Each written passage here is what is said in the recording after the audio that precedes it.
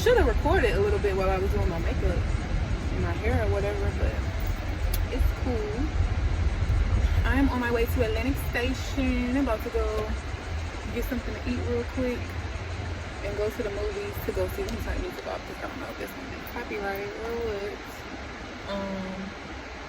Yeah, I'm about to go to Atlantic Station with my friend and go eat and go see Hustlers with Cardi B. Are you ready to go? Oh shit, don't hit me.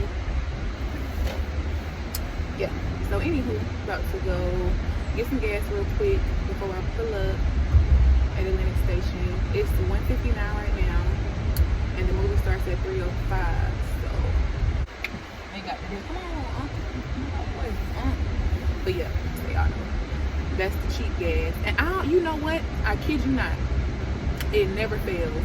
Every single time I get ready to fill my car up, gas go up. And the thing is, I don't be filling my car up that often. Like, my birthday was on Tuesday, so I took the whole week off. So I've been going places more frequently than I usually do during the week. Like, it literally takes me like 5 to 10 minutes to get to work, depending on if I get stopped by all the lights or not. So it's like maybe 2 miles from my house, if that. So I could hold on to a tank of gas for like 2.5 weeks.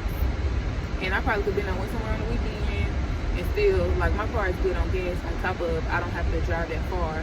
Look, gas $2.58 now. Every single time, shit, I could have goddamn went to any gas station if that's the case. I done went out the way coming here to get gas. But yeah, every time I fill up, it's like gas go up by like 10 cents. And I could been on road past the gas station, and every time I ride past this motherfucker, it's like, oh, 220 something. Don't hit me. Hold on. Wait. But yeah, every time don't get hit now. You don't walk behind no moving car. Cause that hits me. Anywho. But yeah, every time I fill up, it's like freaking gas go up. And then when I don't need no gas go down. Like, what's up? What's the tea? I don't get it. Huh? Doing what? I don't know what that is.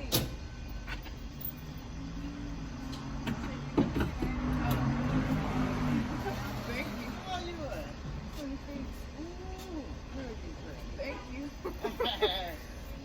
What you do? Huh? I don't like women though. Oh, okay. You ain't gotta like women. We can be friends, right? No, thank you. Huh? I said no, thank you. Oh, okay. One more day. I see you one more day. Hey, mama. Y'all, I'm getting harassed. Do you like perfumes? Oh, no, thank you. Movies? No, thank you. All right. Look, trying to sell me fucking perfume. I just got at the damn nail shop on what day was that? Wednesday or Thursday? I got at the damn nail shop. Being greedy. See, that's what's wrong with people. You can't never have enough of something. Always gotta be extra. My best friend brought me that YSL Black Opium or whatever for my birthday, and I had been wanting that perfume.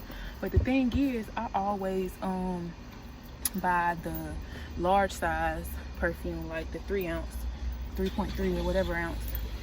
And so she got me the small one, and I was like, oh, I keep this in my purse, and let me just get the big one, because the man was in the nail shop selling a damn perfume. So, child, I go to the car, because I still had it in my, had the one she bought me in my car from the day before. Oh, it's a bee. Oh! Did I kill it? I hope I killed it. But yeah, so I still had the perfume in my car, because my birthday was the day before or 2 days before or something like that.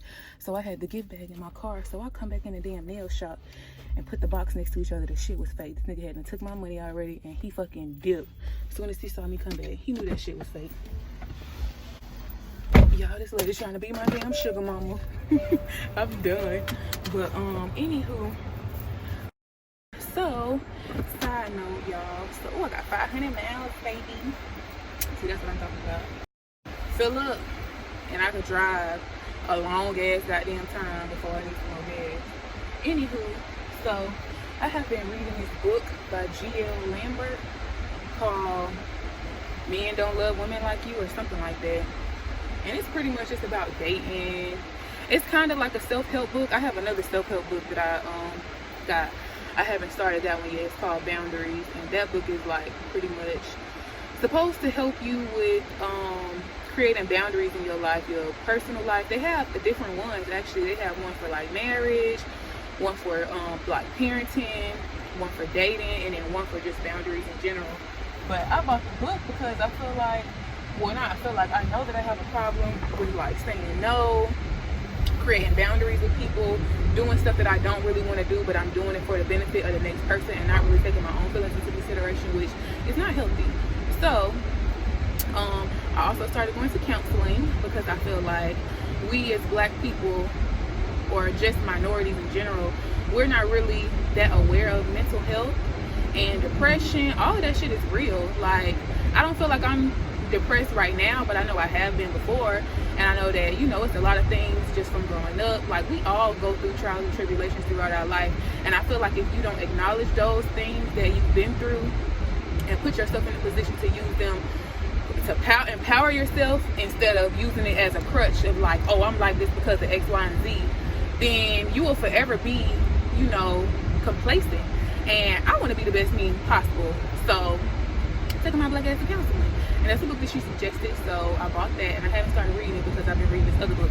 Let me check this GPS to make sure I'm going the right way, y'all. Hold on. Okay, I'm back. So I don't know if y'all can hear me good because my air is on, but it's hot, so I don't really want to. I'll turn down a little bit.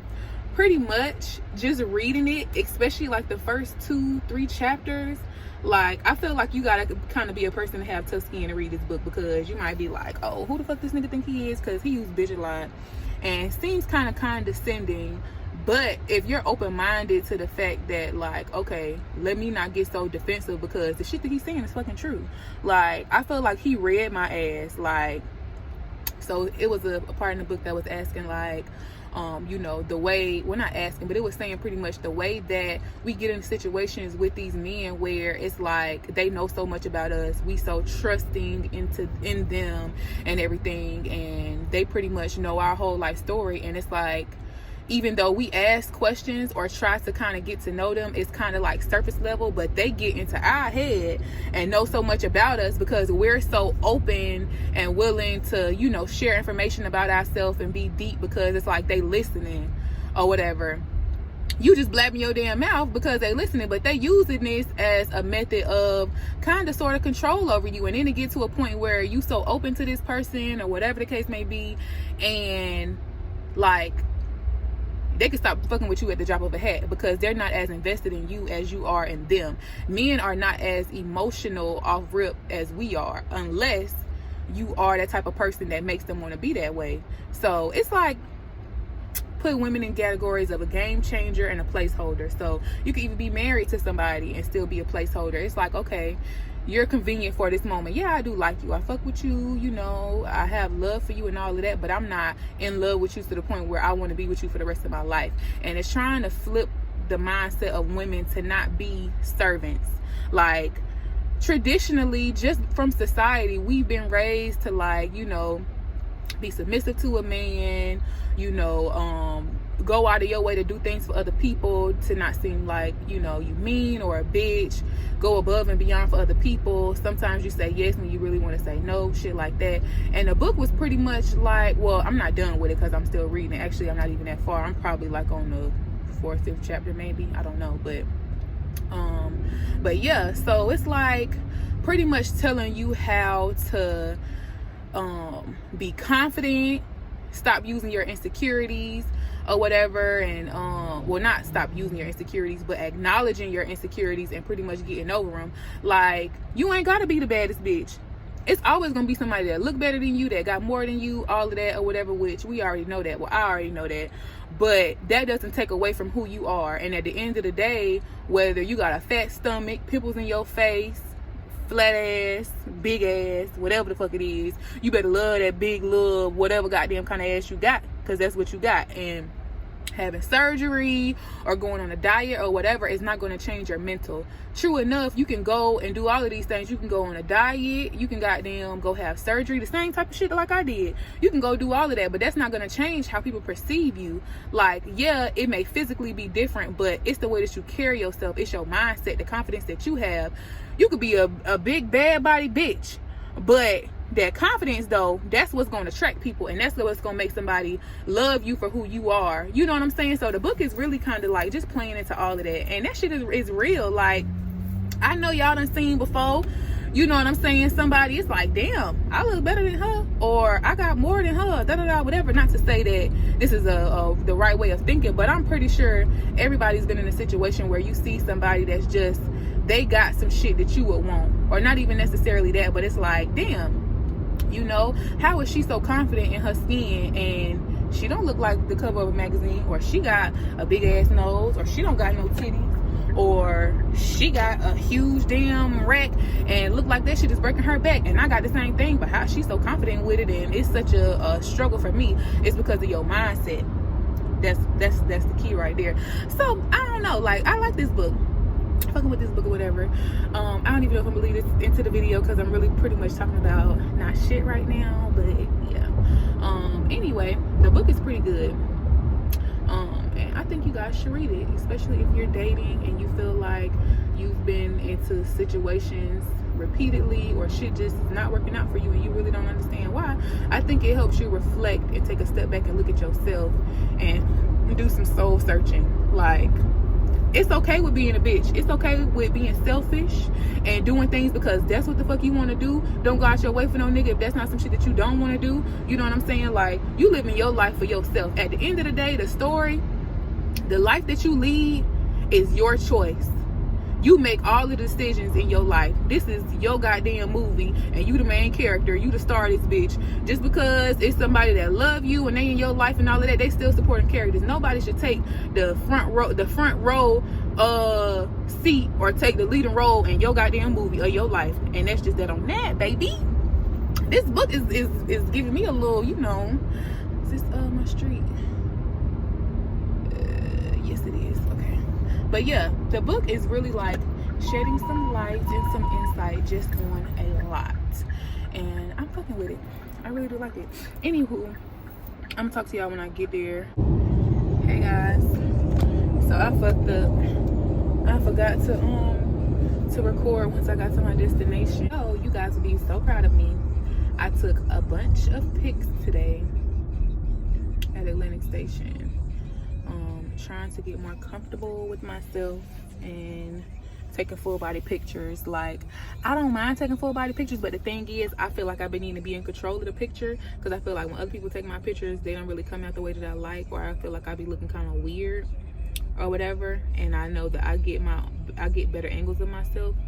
So I had my friend take me quite a few pictures, so I'm gonna look through them and see which ones I like. The sun is like shining all up in here. Here we go.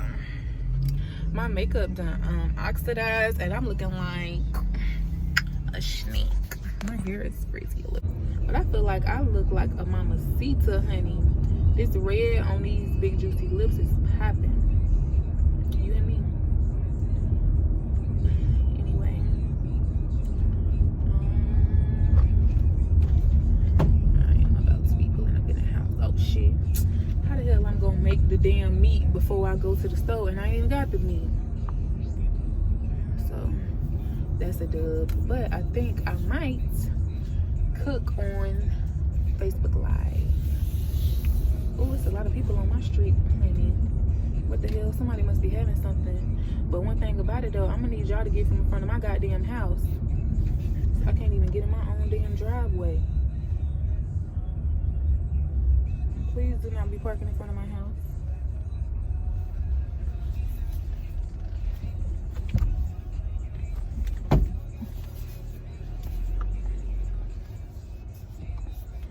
I had the music on. Shit.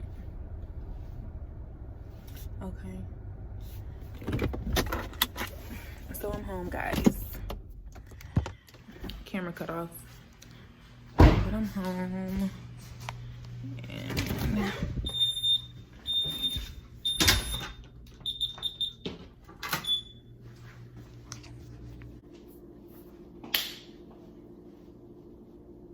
Y'all can see my outfit. I got on some black Vans. And that's it. I'm about to take this trash out. Oh, I left my flowers. I got another dozen red roses, y'all. Let me go.